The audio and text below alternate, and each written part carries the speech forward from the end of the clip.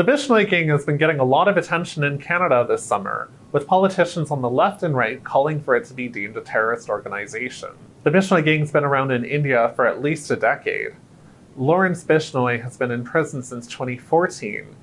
At first he started as a small-scale criminal involved in different beatings that had happened and some arsons, but that escalated over time to being involved in different gangs.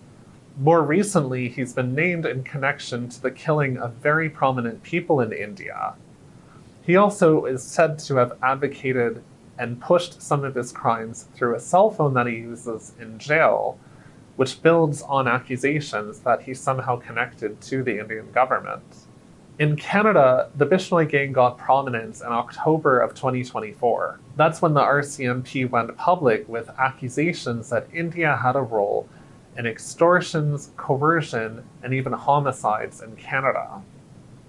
There had already been the public revelation that Canada believes India had a role in the June 2023 assassination of Hardeep Singh Nijjar, a Sikh activist near Vancouver. The RCMP further said in October of 2024 that the Bishnoi Gang is being emboldened, possibly paid by the government of India to carry out acts against Sikh activists in Canada. These claims haven't been proven in court, but the RCMP have claimed that India's High Commission in Ottawa had been in touch with New Delhi, and that the government of India had been working with Bishnoi gangs and their associates in order to carry out violence against people who had been advocating for a separate Sikh state. This is known as the Khalistan movement, and it's caused a lot of tension in India's relations with Canada. In June, BC Premier David Eby called for the Bishnoi Gang to be listed as a terrorist organization by the federal government.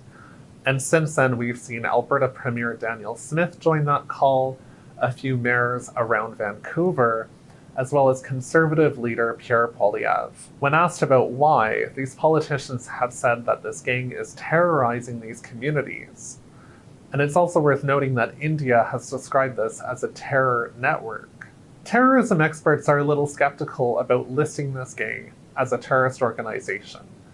They say that it would give a way to stop financial flows that would be coming from out of Canada to help support this gang. But other than that, it's going to take more law enforcement and intelligence gathering in order to stop this sort of activity. Public Safety Canada says it uses an impartial process to assess what is a terrorist group and what's best helpful for Canadian law enforcement to keep Canada safe. Jonathan Malloy, a Carleton University political scientist, said that the Conservatives are talking about crime issues because that tends to be more favorable to Conservative parties as opposed to Liberals. He said it's also very complicated to articulate a policy on India when managing Sikh voters, Hindu voters, and Ottawa's actual relationship with New Delhi.